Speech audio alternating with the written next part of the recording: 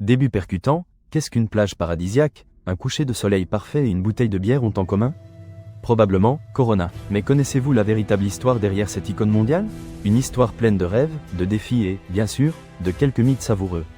Origine de la marque, remontons à 1925. Le Mexique est en pleine transformation post-révolutionnaire. Dans la ville de Mexico, un groupe d'entrepreneurs visionnaires fonde la Cervecería Modelo. Leur ambition est claire, créer une bière qui représente l'esprit du Mexique, quelque chose de rafraîchissant, d'accessible et de haute qualité. L'un des leaders de ce projet est Braulio Iriart, un homme expérimenté dans le monde de la bière et doté d'une grande vision des affaires. Rapidement, il commence à expérimenter différentes recettes et processus de fabrication. Les premières années n'ont pas été faciles. Pour rivaliser avec des marques déjà établies, il fallait de l'ingéniosité et une stratégie claire. La brasserie a misé sur la qualité de ses ingrédients et un processus de fabrication méticuleux. Mais ce qui a vraiment fait la différence, c'est son approche de la distribution. Au lieu de se limiter aux grandes villes, la Cervecería Modelo s'est concentrée sur l'atteinte des villages et des petites communautés. Ils ont mis en place des itinéraires de distribution innovants, utilisant même des mules et des ânes pour atteindre les endroits reculés. La première bière de l'entreprise, appelée Modelo, a été bien accueillie.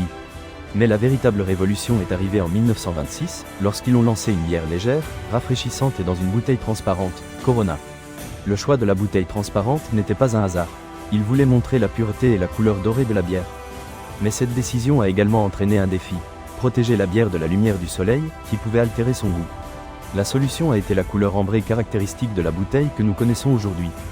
Croissance et expansion, la décennie de 1930 a été cruciale pour Corona. La bière a rapidement gagné en popularité dans tout le Mexique, devenant synonyme de célébration et de moments partagés. Son goût léger et rafraîchissant la rendait parfaite pour le climat chaud du pays. Pendant les années 40 et 50, Corona a consolidé sa position sur le marché national. Ils ont investi dans la publicité créative et le parrainage d'événements sportifs et culturels. L'une des campagnes les plus mémorables a été celle qui associait Corona au style de vie détendu et balnéaire du Mexique. Mais le véritable saut vers la renommée internationale est arrivé dans les années 1980. La bière a commencé à être exportée aux États-Unis et dans d'autres pays.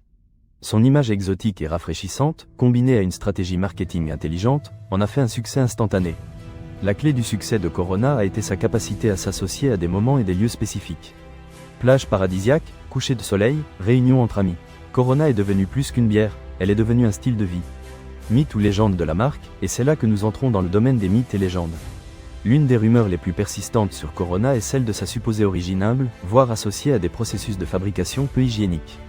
À un moment donné, une rumeur a couru selon laquelle la bière était fabriquée avec de l'eau contaminée ou qu'elle contenait des ingrédients étranges.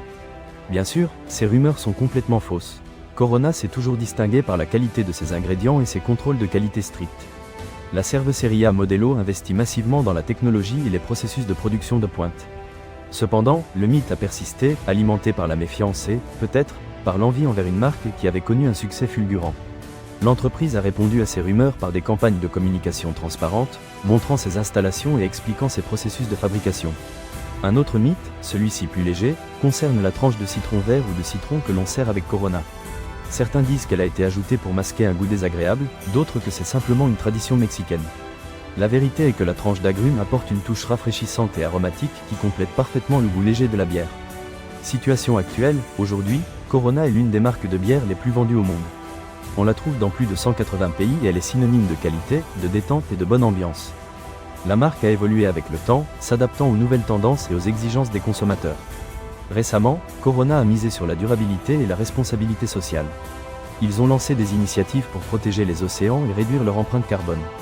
La marque veut faire partie de la solution aux problèmes environnementaux auxquels la planète est confrontée. Corona a également su se réinventer dans le monde numérique. Ils ont créé des campagnes de marketing innovantes sur les réseaux sociaux et ont collaboré avec des influenceurs et des créateurs de contenu.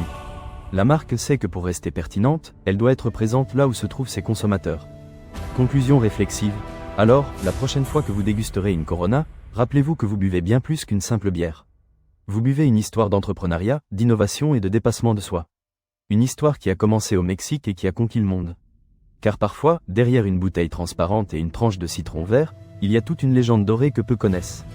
Si cette histoire vous a plu, n'oubliez pas de vous abonner à notre chaîne et de nous laisser un commentaire. Quel autre mythe ou marque aimeriez-vous que nous explorions? Nous vous lisons.